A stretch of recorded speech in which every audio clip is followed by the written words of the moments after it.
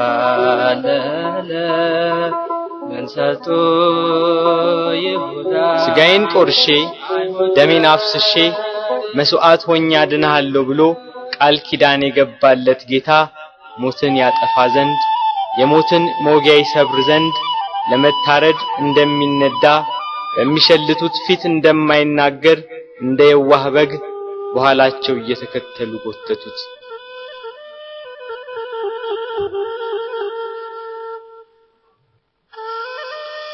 እየገፉና እያዳፉ ወደ ጲላጦስ ወሰዱት። ሐዋርያት በጌታ መያዝ ተበታትነዋል።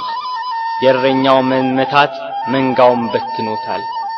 ይሁዳ ጌታን ለካህናት አለቆችና ለሮም ወታደሮች አሳልፎ ከሰጠው በኋላ ዳግም ወደዚህ አካባቢ ዝር አላለም።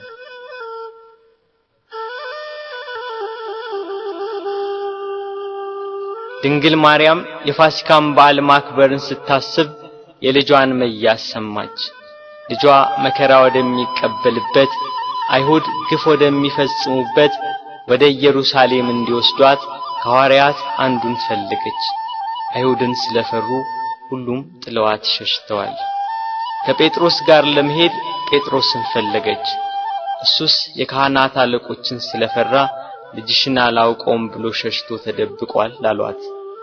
ዳግመኛ ስለ ወንድሙ ስለ ያዕቆብ ጠየቀች። እሱም ሲይዙት ልብሱን ጥሎ ሸሽቷል አሏት። እንድርያስን ፈለገች። እሱስ ከልጅሽ ጋር ወደ ከተማ አልመጣም አሏት። ቶማስም እንዲሁ ሸሽቷል። በርተለሜዎስን ጠየቀች። ከሁሉ አስቀድሞ ሸሽቷል አሏት። ፊልጶስን ጠየቀች። እሱስ አንድ ጊዜም አልታየም አሏት። ማቴዎስን ጠየቀች። እሱማ ግብር ተቀባይ ስለነበር ከሁሉ ይልቅ ፈርቶ ተሸሽጓል አሏት። ሁሉንም አንድ በአንድ ጠየቀች። ከእርሱ ጋር ወደ ቀራንዮ ከሄደ ከዮሐንስ በቀር አንድም አላገኘችም። እያለቀሰችና እያነባች ወደ ቀራንዮ ገሰገሰች። ሁሉም ፈርተው ተሸሽገዋል። አንድስ እንኳን አብሮት የሚሆነው መከራውን የሚጋራው ባለመኖሩ እኒያ ጸሐፍትና የካህናት አለቆች ይግባኝ ብሎ የሚጠይቃቸው፣ ተው ብሎ የሚከለክላቸው፣ በቃችሁ ብሎ የሚያግዳቸው ባለመኖሩ በመድኃኔ ዓለም ላይ መከራና ስቃይ ያበዙበት።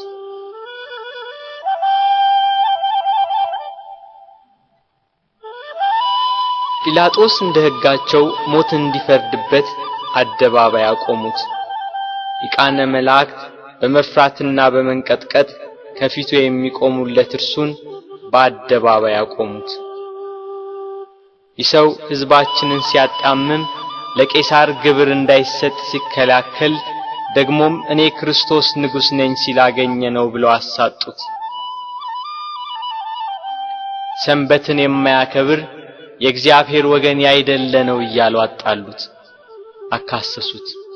እርሱ ግን በሰንበት የታመሙትን አዳናቸው፣ የሞቱትንም ማስነሳቸው።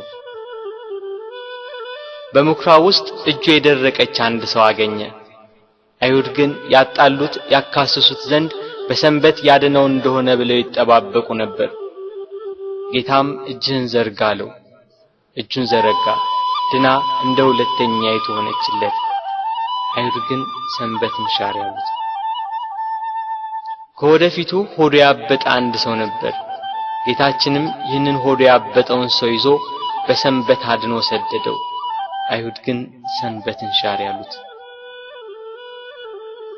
በሰንበት ሲያልፍ ዕውር ሆኖ የተወለደ ሰው አገኘ። በምራቁ አፈር ለውሶ አይኑን ቀብቶ ሄደህ በፈሳሽ ውሃ ታጠብ አለው። ሄዶ ታጠበ፣ እያየም ተመለሰ። አይሁድ ግን ሰንበትን ሻር ያሉት። አረካ ሰማዳኑ ማቅናት ጎባጣውን ማቅናት ጎባጣውን የበደለኛ ነው ሊሰቀል ይገባል ሊሰቀል ይገባል ቸሩ ሆይ ቸሩ ሆይ ለእኛ ብለህ ተሰቀልክ ጲላጦስ ፊት ያቀረቡት የወንጀል ክስ ጲላጦስን ይሰው ወንጀለኛ ነው ሊያሰኘው ግን አልቻለም። በቅናት እንዳስያዙት ያውቃልና። ጲላጦስ ለተሰበሰበው ሕዝብና ለጸሐፍት ፈሪሳውያን እኔ በዚህ ሰው አንዳችን በደል አላገኘሁበትም፣ እናንተ እንደ ሕጋችሁ ወስዳችሁ ቁጡት አላቸው። ካህናት አለቆች ተንጫጩ። ከገሊላ ጀምሮ እስከዚህ ድረስ በይሁዳ አውራጃ እያስተማረ ሕዝቡን ያውካል ያሉ ሁሉም ጮሁ። ጲላጦስ ገሊላ የሚለውን ቃል ሲሰማ የገሊላ ሰው እንደሆነ ብሎ የገሊላ ሰዎችን ጠየቀ። የገሊላ ሰው መሆኑን ሲረዳ ይሄ የሄሮድስ ግዛትን የሚመለከተው ብሎ ወደ ሄሮድስ ላከው። ያን ጊዜ ሄሮድስ በኢየሩሳሌም ሳለ ጌታ ወደ እርሱ ተላከ። ጌታችን ኢየሱስም ከመገዛት ነፃ ሲሆን በትህትና ሄደ። እርሱ የምድራውያንና የሰማያውያን ገዢ ሲሆን እርሱ የሰማይ ንጉሥ ልጅ ሲሆን አይሁድ እየገፉና እያዳፉ ሄሮድስ ዘንድ ወሰዱት። ሄሮድስ ክርስቶስን ባየው ጊዜ የተወደደ ደም ግባቱን መልኩንና ብሩህ የሆነ ፊቱን ከማየቱ የተነሳ እጅግ ደስ አለው። ስለርሱ ብዙ ሥራውን በሰማ ጊዜ ሊያየው ከብዙ ቀን ጀምሮ ይመኝ ነበርና። ሄሮድስ ከመጓጓቱ የተነሳ ደግሞ ደጋግሞ ጠየቀው፣ መረመረው። እርሱ ግን ቃል አልመለሰም። ጸሐፍት ፈሪሳውያንና የካህናት አለቆች ዝም ስላለ ቁመው ያጣሉት የሐሰት ክሳቸውን ይደረድሩ ጀመር። ሄሮድስም ለእኒያ ርኅራኄ ለሌላቸው ወታደሮች በያዙት ጅራፍ እንዲገርፉት ትእዛዝ አስተላለፈ።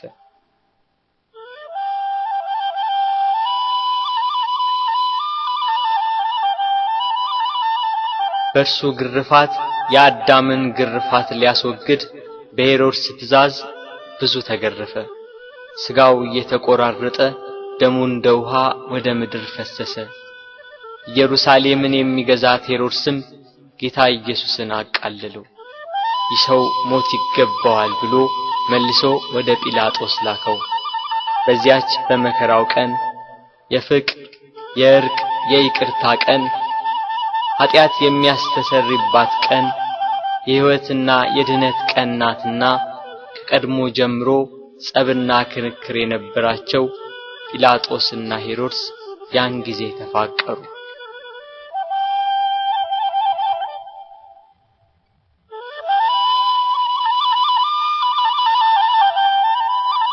ጌታ ወደ ጲላጦስ ተመለሰ።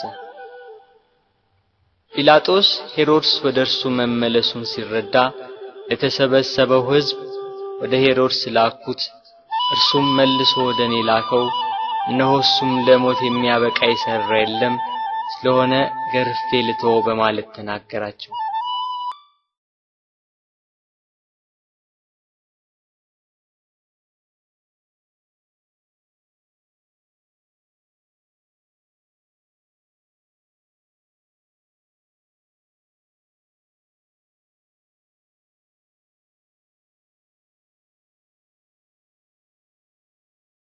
ብለው ጮኸው ተናገሩ።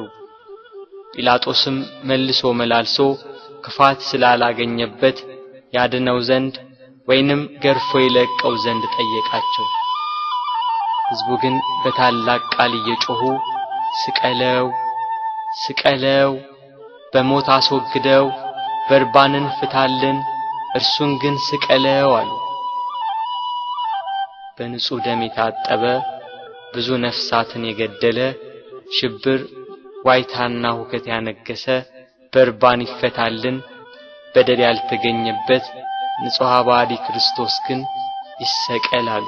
ይሰቀል ሰቀል ይሰቀል ሰቀል ይሰቀል ሰቀል።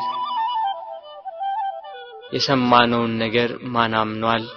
የእግዚአብሔርስ ክንድ ለማን ተገልጿል? እንዳለ ነቢይ ይሰቀል የሚለው የካህናት አለቆችና የሕዝቡ ቃል በረታ።